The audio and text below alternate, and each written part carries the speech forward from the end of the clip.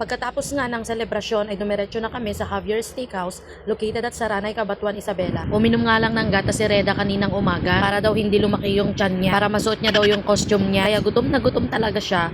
Brunch na nga pala namin to, breakfast and lunch. Nag-order nga muna ako ng appetizer na shawarma fries, 10/10. Sobrang sarap talaga. Gustong gusto ko yung sauce nila, ang perfect. Syempre ako din, ipapakita ko din yung mukha ko, hindi na lang laging sila. Promise, na-enjoy ko talaga yung shawarma fries, ang sarap. Uminom na nga rin pala kami ng white wine.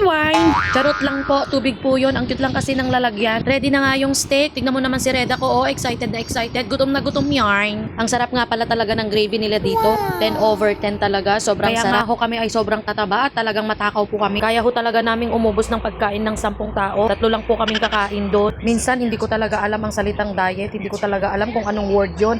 Ano ba kasi ibig sabihin ng diet? Pag may nakakaalam, sabihin nyo naman sa akin kung anong ibig sabihin. O, buti pa si Reda, sinusubuan talaga. Ako hindi. Ayoko na sa earth. Sa earth! Iinom na lang ako ng red wine. Wala namang sumusubo sa akin. Charis lang. Red iced tea po yan. Promise, na-enjoy po talaga namin ang breakfast and lunch namin dito. Ayun lang. Salamat! Kung tinapos mo nga ang video ito, mag-iwan ka naman ng bakas kung tagasan ka.